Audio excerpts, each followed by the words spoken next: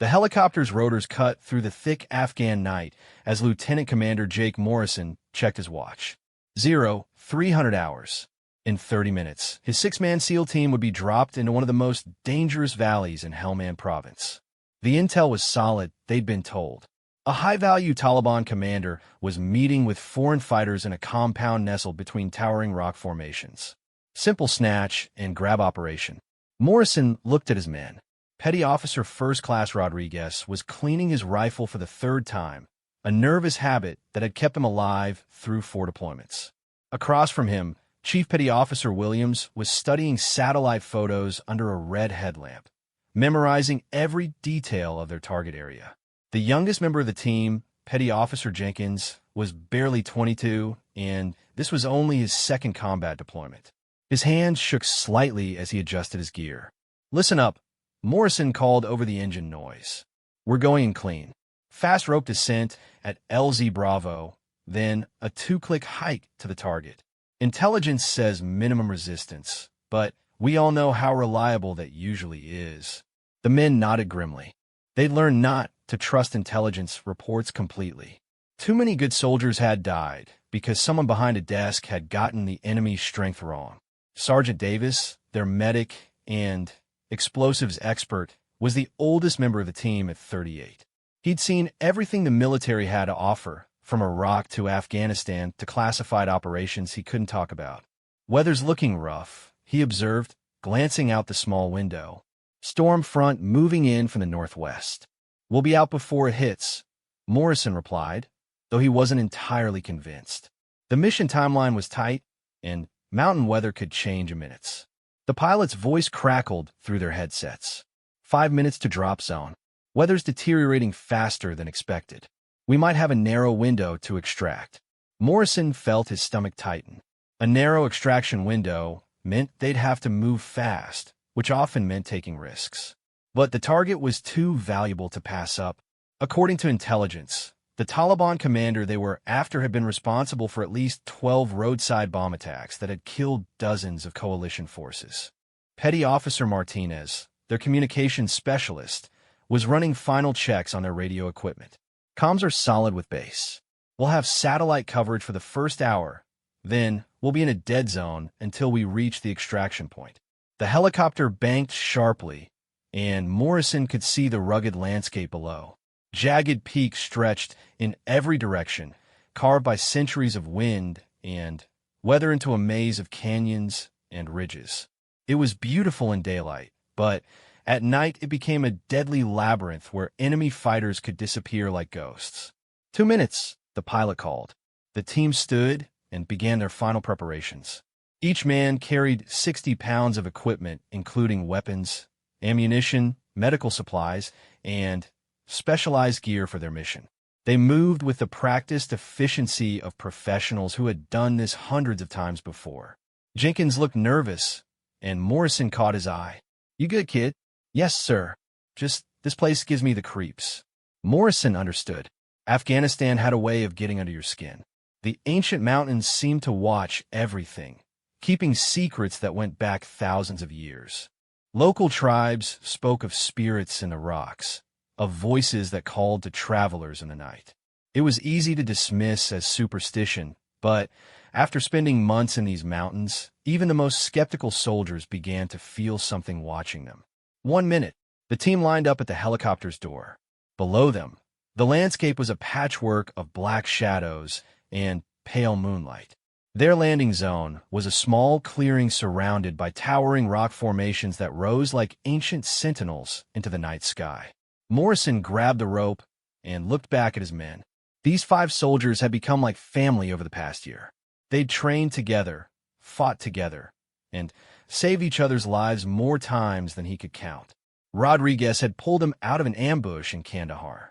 Williams had carried Jenkins 3 miles through enemy territory with a broken leg. Davis had once stayed awake for 36 hours treating wounded civilians after a bombing.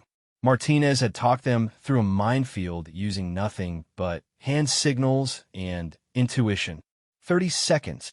The pilot began his descent toward the landing zone. Morrison could see the clearing now, a roughly circular patch of ground about 50 meters across. It looked peaceful enough, but he knew that appearances meant nothing in Afghanistan. Some of the quietest places turn out to be the deadliest. The helicopter hovered 20 feet above the ground, and Morrison threw the rope out the door. He took one last look at the mission briefing photos. The target compound was a traditional Afghan structure built into the mountainside, with thick walls and only 2 entrances. Intelligence estimated 6 to 8 enemy fighters inside, but Morrison had learned to double those numbers in his head. Go, go, go! Morrison slid down the rope into the darkness, his boots hitting the ground with a soft thud. The others followed quickly, and within 60 seconds, all 6 SEALs were on the ground. The helicopter disappeared into the night, leaving them alone in the vast silence of the mountains. Morrison checked his GPS and compass, then signaled for the team to move out. They had less than 4 hours to reach the target, complete their mission, and get to the extraction point before the storm hit. The weather forecast called for heavy snow and winds that would make helicopter operations impossible. They moved in single file through the darkness, using night vision goggles to navigate the rocky terrain. The path to their target wound through a series of narrow canyons that offered concealment, but also limited their escape routes. It was a calculated risk, but the only way to approach the compound without being detected. After an hour of careful movement, they reached a ridge overlooking their target. Morrison studied the compound through his scope. It looked exactly like the satellite photos, but something felt wrong. The building was too quiet, too dark. In his experience, terrorist safe houses always had at least one guard posted outside. "What do you think, Chief?" he whispered to Williams. The older SEAL studied the compound for several minutes before responding. "Could be they're all inside sleeping, but my gut says something's off. No vehicles, no lights, no movement at all." Davis crawled up beside them. "I count at least 3 good firing positions in those rocks above the compound. If this is a trap, that's where they'd put their shooters." Morrison weighed his options. They could abort the mission and return to the extraction point, but Command would want a good reason for calling off an operation against such a high-value target. Or they could proceed with extreme caution, ready to fight their way out if necessary. "We go in," he decided, "but we modify the approach. Martinez and Jenkins will provide overwatch from this position. Rodriguez, you're with me on the primary assault. Williams and Davis will cover the rear exit." The team split up according to the plan. Morrison and Rodriguez began their careful descent toward the compound, moving from rock to rock like shadows. Every few minutes they stopped to listen, but heard only the wind whistling through the canyon. They were 50 meters from the target when Rodriguez grabbed Morrison's arm and pointed toward the rocks above the compound. A brief glint of metal had caught his eye, there and gone in an instant. Morrison raised his rifle and peered through his scope. At first he saw nothing, then a figure moved slightly in the darkness. One sniper position, possibly 2. The mission had just become much more complicated. He activated his radio with a barely audible click, the signal for enemy contact. On the ridge above, Martinez and Jenkins adjusted their positions and began scanning for targets. Williams and Davis, approaching from the opposite side, acknowledged the signal and took cover. The compound below remained silent and dark, but Morrison now knew they were walking into an ambush. The question was how many fighters were waiting for them, and whether they could complete their mission before the trap was sprung. The wind picked up, carrying the first hints of the approaching storm. Snowflakes began to fall, not enough to impair visibility yet, but a reminder that time was running short. Morrison made a decision that would change everything. He signaled for Rodriguez to continue the approach. Rodriguez moved like a ghost through the shadows, his rifle ready as he followed Morrison toward the compound. The falling snow was getting heavier, muffling their footsteps but also reducing visibility. Morrison could feel sweat running down his back despite the cold. Something was very wrong with this mission. They reached the outer wall of the compound without incident. The structure was older than the satellite photos had suggested, with walls made of mud brick and stone that looked like they'd been standing for centuries. Morrison placed his hand against the wall and felt the vibration of voices inside. At least 4 men, maybe more, speaking in what sounded like Arabic rather than the local Pashto dialect. Foreign fighters, just as intelligence had reported. But where was the Taliban commander they'd come to capture? Morrison signaled to Rodriguez, who nodded and moved toward the main entrance. The heavy wooden door was slightly ajar, which immediately set off alarm bells in Morrison's mind. No competent fighter would leave a door open during a clandestine meeting, especially in hostile territory. He activated his throat microphone and whispered to his team, "Bravo 6, this is Bravo 1. Target building appears to be occupied, but something's not right. Door is open. No external security visible." Williams's voice crackled back through his earpiece. "Copy, Bravo 1. We're in position at the rear." No movement detected. From their overwatch position, Martinez reported, "Bravo 1, I've got eyes on at least 2 sniper positions in the rocks. Can't get clear count, but they're definitely there." Morrison felt his pulse quicken. This wasn't just an ambush. It was a carefully planned trap. The question was whether they'd stumbled into it by accident or if their mission had been compromised from the beginning. He was about to signal for withdrawal when the decision was made for him. A voice called out from inside the compound in heavily accented English. "American soldiers, we know you are here. Come inside and we will talk." Rodriguez looked at Morrison with wide eyes. In 5 years of combat operations, neither of them had ever heard anything like this. Enemy fighters didn't usually invite SEAL teams in for conversation. The voice continued, "We have information about your missing pilot. The one who was shot down 3 days ago. Lieutenant Sarah Chun." Morrison's blood turned to ice. 3 days earlier, a helicopter pilot had been shot down during a routine supply mission. Despite extensive search efforts, no trace of Lieutenant Chun or her aircraft had been found. Her fate had become a personal obsession for every coalition soldier in the province. "It's a trap," Rodriguez whispered, but Morrison was already moving toward the door. The possibility that Chun was alive outweighed every tactical consideration. Morrison pushed the door open and stepped inside, his rifle raised. The interior of the compound was lit by several oil lamps, casting dancing shadows on the walls. 4 men sat cross-legged on carpets around a small fire. They wore traditional Afghan clothing, but their weapons were modern and well-maintained. The man who had spoken was older than the others, perhaps 50, with a gray beard and intelligent eyes. He gestured for Morrison to sit, as if they were guests at a dinner party rather than enemies in a war zone. "Lieutenant Commander Morrison," the man said, using Morrison's exact rank and name, "please join us. Your men outside are welcome too, though I suspect they prefer to remain in position." Morrison kept his rifle pointed at the man, but didn't fire. The casual use of his name confirmed what he'd suspected. This mission had been compromised from the beginning. Someone had leaked their operational details to the enemy. "Where is Lieutenant Chun?" Morrison demanded. The older man smiled sadly. "Straight to business. Very American. She is alive, though not well. My associates found her aircraft in a valley about 10 kilometers north of here. She has a broken leg and possible internal injuries." "Prove it." The man reached slowly into his robes and withdrew a military dog tag. He tossed it gently toward Morrison, who caught it without taking his eyes off the target. The tag read, "Chun, Sarah M. B+LT USAF. Morrison's heart raced. Either they really had found Lieutenant Chun, or this was an elaborate deception using her personal effects. Either way, he had no more. "What do you want?" he asked. "A trade," the man replied. "Your pilot for safe passage out of this valley. My men and I've been trapped here for 2 days by your helicopters.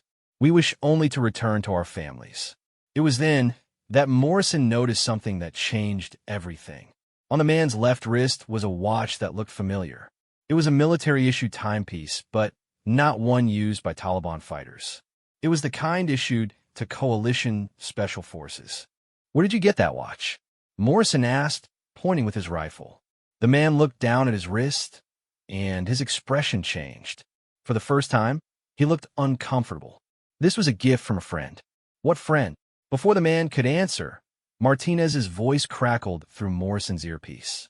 Bravo 1, we got movement on the ridge. Looks like more fighters moving into position. A lot more. Morrison realized they were running out of time. The snow was falling heavier now, and their extraction helicopter would arrive in less than 2 hours. If they missed that window, they'd be stuck in the mountains until the storm passed. I need proof that Lieutenant Shun is alive, Morrison said, something more recent than her dog tags. The older man spoke quickly to one of his companions in Arabic. The younger fighter produced a small digital camera and handed it over. Morrison looked at the screen and felt his stomach drop. The photo showed Lieutenant Chun sitting against a rock wall in what appeared to be a cave. She was conscious and looking directly at the camera, but Morrison could see pain in her eyes.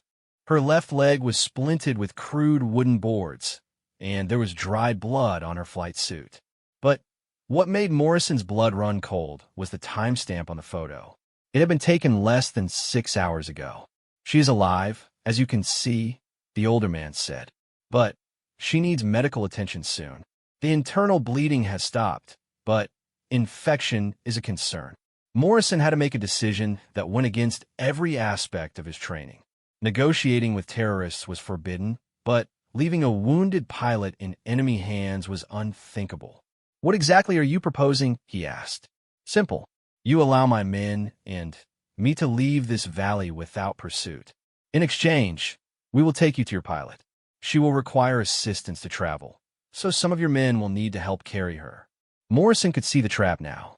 By splitting his team to help with Lieutenant Shun, they would become vulnerable to attack from the fighters he knew were positioned in the rocks above. But he also knew that every minute they delayed increased the risk to both the pilot and his own men. I need to consult with my team, Morrison said. Of course, but decide quickly. The storm is getting worse, and your helicopter will not be able to land in these conditions much longer. Morrison backed toward the door, his rifle still trained on the 4 men. Once outside, he immediately contacted his team. All Bravo elements, this is Bravo 1. We have a situation. Enemy claims to have our missing pilot alive, but injured. They're proposing a trade, safe passage for them in exchange for taking us to her location. Williams responded immediately. Bravo 1, that's against protocol. We can't negotiate with hostiles. I know the protocol, Chief, but we're talking about Lieutenant Shun. Davis's voice joined the conversation. Bravo 1, how do we know this isn't just bait to get us into the open? We don't, Morrison admitted. But they had her dog tags and a recent photo. If there's even a chance she's alive. Martinez interrupted from the overwatch position. Bravo 1, I'm counting at least 15 fighters in the rocks now, maybe more. If this goes bad, we're going to be seriously outnumbered. Morrison looked up at the falling snow and felt the weight of command pressing down on him. Every decision could mean the difference between life and death for his men and for Lieutenant Shun. But as he stood in the cold Afghan night, he had no idea that their salvation would come from an unexpected source hidden high in the rocks above. The wind howled through the canyon, carrying with it the sound of distant thunder. Or perhaps it was the approaching storm that would change everything. Morrison made his decision with heavy heart. All Bravo elements will go to accept their proposal. But stay alert. This could go sideways fast. He returned to the compound where the 4 men waited patiently. We agree to your terms, Morrison said. But I want to see Lieutenant Shun first, before any of my men lay down their weapons. The older man nodded as if he'd expected this condition. Very reasonable. However, she is hidden in a location that requires a 30-minute climb through difficult terrain. I propose that 2 of your men accompany me while the others wait here with my associates. Morrison felt alarm bells ringing in his head. Splitting his force was exactly what he'd hoped to avoid. But the alternative was leaving Lieutenant Shun to die in a cave somewhere in these mountains. Rodriguez comes with me, Morrison decided. The rest of my team maintains position until we return. I'm afraid that won't work, the older man said politely but firmly. My men require the assurance that your team will not simply open fire once I leave with you. 2 of your men must remain here as guests. Morrison realized he was being maneuvered into an impossible position. Every option presented unacceptable risks, but refusing to act would certainly mean Lieutenant Chen's death. Williams's voice crackled through his earpiece. Bravo 1, I'm detecting movement from multiple positions. They're definitely setting up for something big. Morrison looked at the older man, who was watching him with patient eyes. You have 5 minutes to decide, the man said quietly. After that, the weather will make travel impossible, and your pilot will die in that cave. The snow was indeed getting heavier, and Morrison could feel the temperature dropping. In Afghanistan's mountains, weather could kill as efficiently as enemy bullets. He activated his throat microphone. All Bravo elements, here's what we're going to do. Williams and Davis, you're coming with me, and Rodriguez. Martinez and Jenkins, you maintain Overwatch and prepare for immediate extraction if this goes bad. Williams protested immediately. Bravo 1, that leaves our Overwatch element severely undermanned. Negative, Morrison replied. Martinez has the best field of fire from that position, and Jenkins has the communications gear. If we need emergency extraction, they can coordinate. It wasn't a perfect plan, but perfection wasn't an option in their current situation. Morrison looked at the older man and nodded. 4 of my men, 2 of yours. We all go together to retrieve the pilot. The man's eyes flashed with what might have been respect. You are not easily fooled, Commander. Very well, but understand that the path is treacherous, and if any of your men attempt violence, you will never find your pilot. Within minutes, the group was assembled outside the compound. The older man, who introduced himself only as Khalil, was accompanied by a younger fighter who carried an AK-47 with the casual familiarity of someone who'd grown up with weapons. Morrison, Rodriguez, Williams, and Davis formed the SEAL contingent, each man hyper-aware that they were walking into what could be their deaths. Khalil led them up a narrow path that wound between massive rock formations. The snow was falling steadily now, making the rocks slippery and dangerous. After 20 minutes of climbing, Morrison began to wonder if they were being led into a killing zone in the mountains. How much farther? Williams asked, breathing hard from the altitude and exertion. Soon, Khalil replied. The cave is just beyond this ridge. They climbed for another 10 minutes before Khalil suddenly stopped and held up his hand. Morrison immediately went to high alert, but Khalil was listening to something that the Americans couldn't hear. What is it? Morrison demanded. Helicopters, Khalil said grimly. Your people are early. Morrison checked his watch. Their extraction wasn't scheduled for another hour, which meant something had gone wrong. He activated his radio, but heard only static. They were in a dead zone, cut off from communication with their base and their Overwatch team. We need to move faster, Morrison said. Khalil nodded and began jogging up the path despite the treacherous conditions. The Americans followed, their weapons ready. Morrison couldn't shake the feeling that they were being watched from the darkness above. 5 minutes later, they reached a narrow ledge that ran along the face of a cliff. Khalil stopped at what appeared to be a crack in the rock and gestured for them to follow him inside. Morrison hesitated. Entering the cave would leave them completely trapped if this was an ambush. She's inside, Khalil said, reading Morrison's reluctance. But she cannot be moved quickly. Her leg is badly broken, and she has lost much blood. Morrison looked at his men. Williams and Davis were experienced enough to know the risks, and Rodriguez was ready for whatever came next. They'd gotten this far together. They would see it through to the end.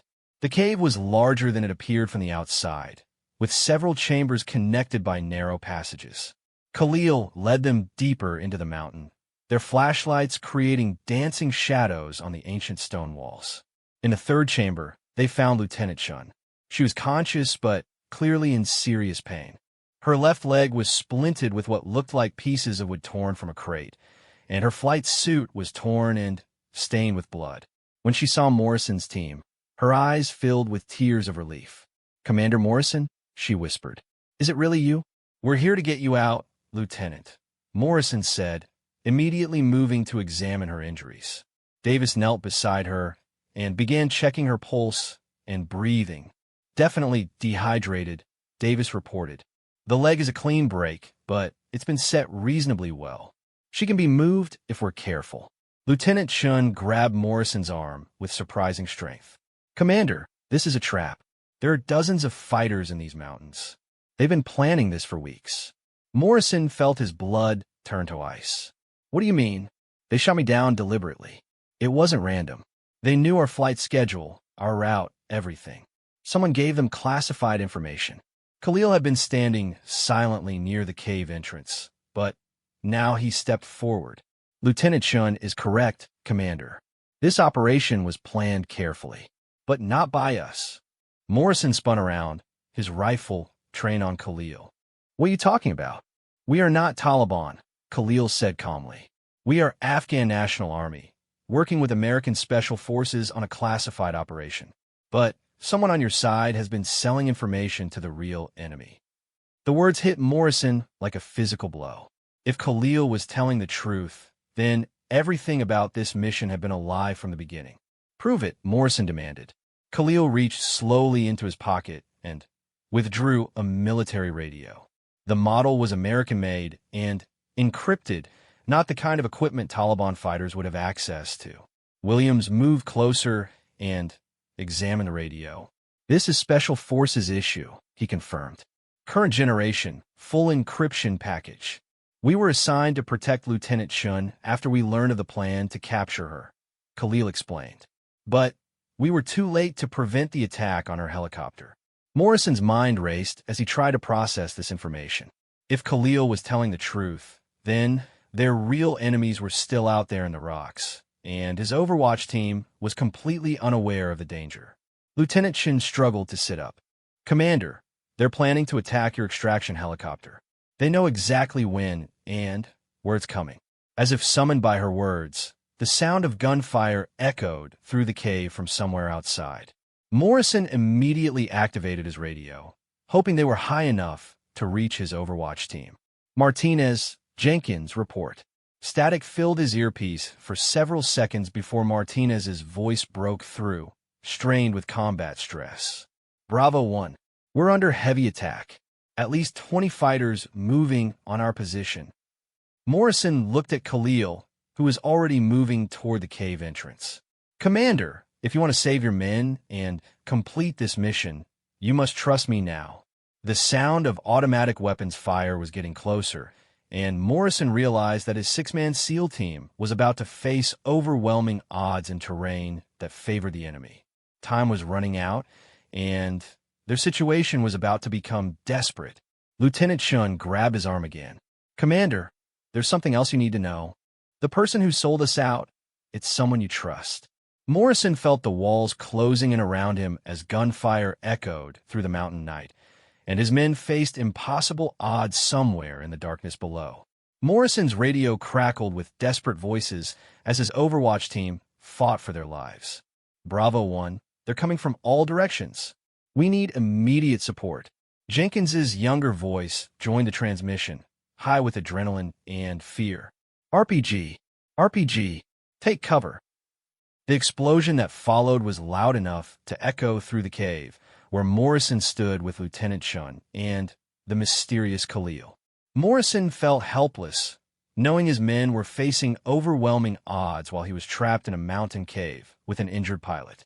We have to get down there, Rodriguez said, chambering a round in his rifle. Wait, Khalil interrupted. Running into that battle will only get more of your people killed. There is another way.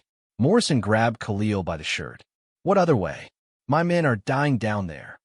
There is a path from this cave that leads to high ground above your Overwatch position. From there, we can provide covering fire while your men withdraw. Williams was already examining Lieutenant Chen's injuries more thoroughly. She can't make a climb like that with this leg. Someone needs to stay with her. I'll stay, Davis volunteered. I can keep her stable and defend this position if necessary. Morrison hated splitting his team further, but he could see no alternative. Every second they delayed meant his Overwatch team faced worse odds. Do it, he decided. Davis, you and Lieutenant Chen stay here. Rodriguez, Williams, you're with me. Khalil, this path better be real, or you're the first one to die. Khalil led them deeper into the cave system through passages so narrow they had to move single file. Morrison could hear the battle raging outside, the distinctive sound of American M4 rifles mixed with AK-47s and what sounded like a heavy machine gun. The cave path wound upward through the mountain, emerging finally onto a rocky ledge that overlooked the battlefield below. Morrison immediately understood why his men were in trouble. At least 30 enemy fighters had surrounded the Overwatch position, using the rocky terrain to advance under cover. Martinez and Jenkins were pinned down behind a cluster of boulders, returning fire when they could, but clearly running low on ammunition. Muzzle flashes sparked from a dozen positions around them, and Morrison could see enemy fighters working their way closer with each passing minute. Range is about 400 meters, Williams observed, settling into a firing position.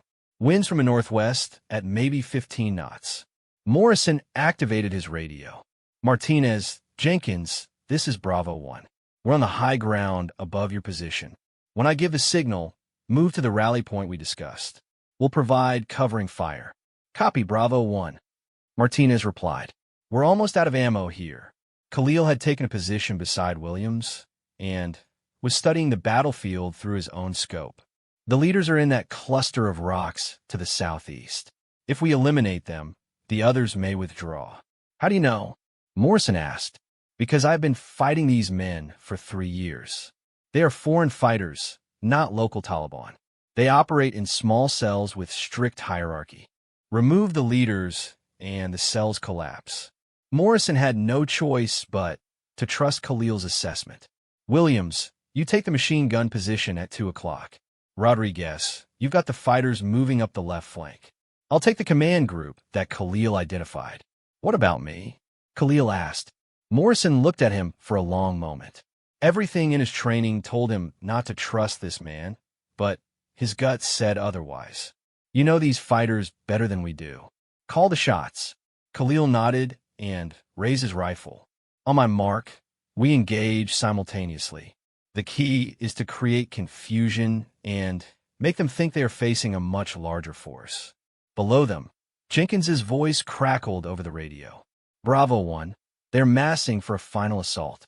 We got maybe 2 minutes before they overrun our position. Morrison could see enemy fighters gathering in a ravine about 50 meters from his men's position. Once they charge across that open ground, Martinez and Jenkins would be overwhelmed in seconds. Now, Khalil said quietly, for rifles, open fire simultaneously from the high ground. Morrison's first shot dropped the enemy commander, a tall man with an RPG launcher who had been coordinating the assault. Williams's machine gun position erupted in sparks as his rounds found their mark. Rodriguez systematically engaged the fighters on the left flank, his precise shots causing panic among the attackers. The effect was immediate and dramatic. Enemy fighters who had been advancing confidently suddenly found themselves under fire from an unexpected direction. Several began shouting orders in Arabic, but with their commander down, coordination collapsed quickly. Martinez, Jenkins, move now, Morrison ordered. His 2 men sprinted from their position toward the rally point, a depression in the rocks about 100 meters away that would provide better cover. Enemy fighters tried to track them with gunfire, but Morrison's team kept up a steady barrage that forced the attackers to keep their heads down. Martinez and Jenkins reached safety, but Morrison knew their situation was still desperate. The enemy force was too large to defeat with just 4 rifles, and more fighters would arrive once word of the battle spread. That was when the impossible happened. A single rifle shot rang out from somewhere high above the battlefield, the sound echoing off the canyon walls like thunder. One of the enemy fighters dropped instantly, his body pitching forward into the rocks. The shot had come from a different direction than Morrison's position, somewhere even higher in the mountains. A second shot followed, then a third. Each one was perfectly placed, dropping enemy fighters with clinical precision. Morrison scanned the mountainside through his scope, but could see no muzzle flashes, no sign of the mysterious marksman who was systematically dismantling the attacking force. Who the hell is that? Rodriguez whispered. Khalil's face had gone pale. "It is him," he said quietly. "The mountain ghost." "What are you talking about?" Morrison demanded, even as another precise shot eliminated an enemy machine gunner. Local legend speaks of a marksman who lives in these mountains. A man who kills from distances that should be impossible, who appears and disappears like smoke. Most people think it is just a story. Williams was tracking the incoming shots through his scope. Whoever it is, he's shooting from at least 800 meters, maybe more. In this wind and snow, those are impossible shots. But the shots kept coming, each one perfectly placed. The enemy force that had seemed invincible just minutes before was being systematically destroyed by an invisible guardian angel. Fighters began fleeing in panic, abandoning their weapons, and running for whatever cover they could find. Morrison activated his radio. "Martinez, Jenkins, the pressure's off. Start moving toward the extraction point. We'll cover your movement." As his men began their withdrawal, Morrison continued watching the mountainside for any sign of their mysterious savior.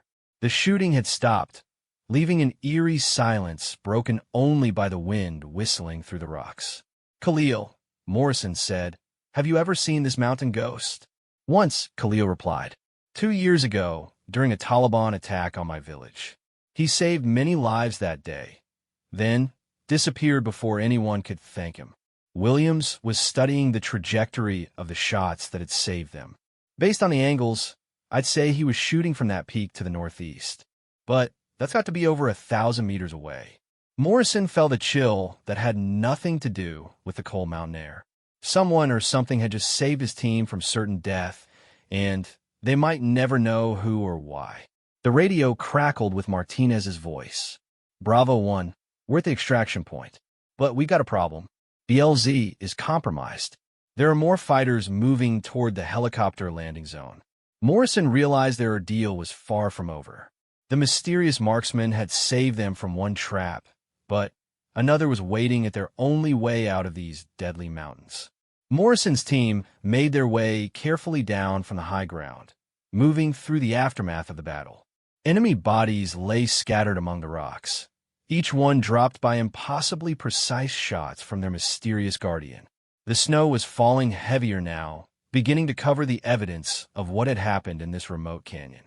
"Bravo 1, this is Angel Flight," came the voice of their extraction pilot. "Weather's getting worse down here. We got maybe 20 minutes before I have to abort due to conditions." "Copy, Angel Flight. Be advised, LZ may be compromised. We're en route to your position." Morrison led his team back through the cave system to retrieve Davis and Lieutenant Shun. They found the medic had managed to stabilize her condition and fashion a crude but effective stretcher from equipment salvaged from the cave. "How is she?" Morrison asked. "Stable, but she needs a real hospital soon," Davis replied. "The cold isn't helping her condition." Lieutenant Chin was conscious but pale. "Commander, did your men make it out of that firefight?" "They did, thanks to some unexpected help." Morrison decided not to mention the mysterious marksman until he had a better understanding of what had happened.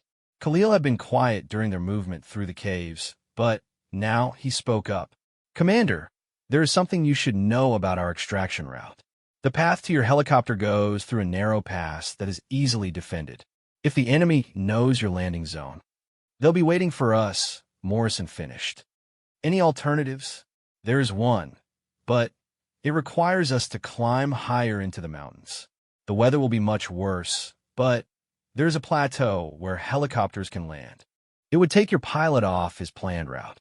Morrison weighed their options. The original landing zone was certainly compromised, but asking their pilot to navigate to an unknown location in worsening weather was extremely dangerous. Military helicopters had been lost in these mountains when pilots became disoriented in storms. His radio crackled again. "Bravo 1, Angel Flight.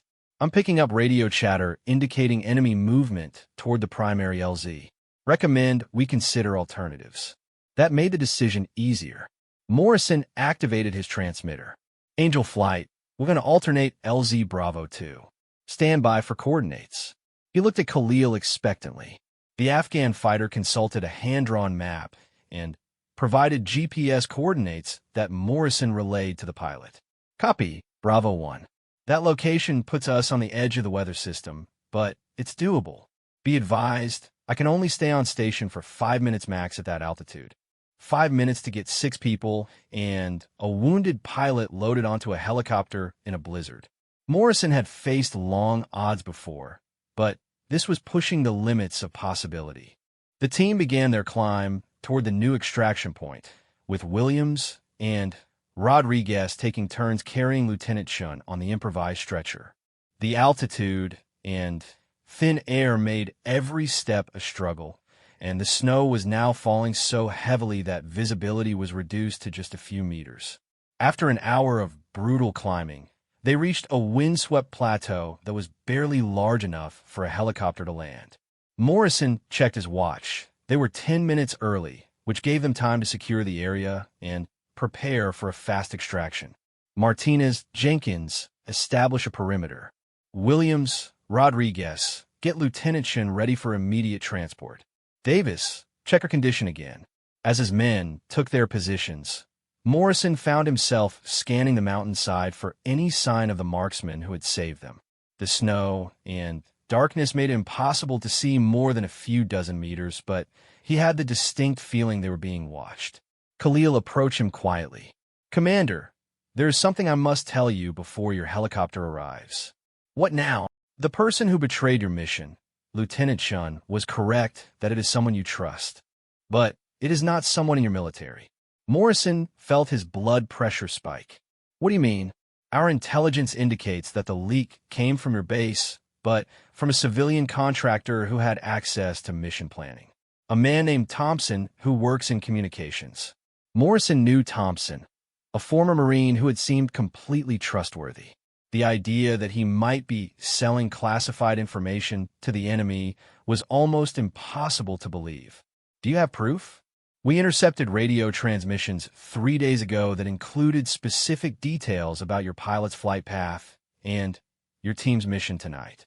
The transmission was traced to equipment Thompson had access to. Before Morrison could respond, the distinctive sound of helicopter rotors began echoing through the canyon below. Angel Flight was approaching through conditions that would challenge even the most experienced pilots. "All Bravo elements, aircraft inbound. Prepare for immediate extraction on my signal." The helicopter appeared through the snow like a ghost, its pilot fighting crosswinds that threatened to slam the aircraft into the mountain face. Morrison could see the pilot struggling with the controls as he attempted to hover over the small plateau. "Bravo 1, Angel Flight. This is about as stable as I can get in these conditions. You've got 3 minutes max." Morrison's team moved with practiced efficiency. Williams and Rodriguez carried Lieutenant Chun toward the helicopter while Davis ran alongside, monitoring her condition. Martinez and Jenkins maintained security, watching for any signs of enemy approach. As they reached the helicopter's door, Lieutenant Chun grabbed Morrison's arm one final time. "Commander, be careful who you trust when you get back to base. Thompson isn't working alone." Morrison helped load her into the aircraft, his mind racing with the implications of what she'd said. If there was a network of traitors operating at their base, then every mission could be compromised. Khalil approached the helicopter, but didn't attempt to board. "Commander, my men, and I will find our own way out of these mountains. But I wanted to give you this." He handed Morrison a small digital device. "Radio intercepts from the past week. Everything you need to identify the people who betrayed you." Morrison pocketed the device and extended his hand. "Thank you for everything." Khalil shook his hand briefly. "Perhaps someday we will fight on the same side officially." As Morrison's team loaded into the helicopter, he took one last look at the mountainside where their mysterious savior had been positioned. For just a moment, he thought he saw a figure silhouetted against the snow-covered rocks, but when he blinked, there was nothing there. The helicopter lifted off into the storm, fighting for altitude as the pilot navigated through the treacherous mountain winds. Morrison looked down at the plateau, where Khalil was already disappearing into the night, and wondered if he would ever learn the truth about the mountain ghost who had saved their lives. 2 hours later, they landed at Bagram Airfield, where Lieutenant Chun was immediately rushed to surgery. Morrison's debrief with intelligence officers lasted until dawn, as he provided every detail about the mission and the intelligence Khalil had given him. 3 days later, Thompson and 2 other civilian contractors were arrested for selling classified information to Taliban fighters. The investigation revealed a network that had been operating for months, responsible for the deaths of dozens of coalition soldiers. But Morrison never forgot about the mysterious marksman in the mountains. Military records showed no coalition snipers in that area, and satellite surveillance revealed nothing that could explain the precision shots that had saved his team. 6 months later, Morrison returned to Afghanistan for another deployment. During a brief visit to the village near their extraction site, an elderly man approached him and spoke in broken English. "You are the American commander from the mountain battle?" Morrison nodded. The old man smiled and pointed toward the peaks above the village. "My grandson lives up there. He was an American soldier once, but he never came home from the war. His spirit watches over these mountains now, protecting good people from evil ones." Morrison looked up at the towering peaks and felt a chill that had nothing to do with the mountain air. Sometimes in Afghanistan, the line between legend and reality became impossibly thin. But somewhere in those ancient mountains, a guardian still watched over travelers in the night, ready to answer desperate prayers with impossible shots fired from positions that shouldn't exist. The locals called him the Mountain Ghost, and Morrison never doubted that he was real.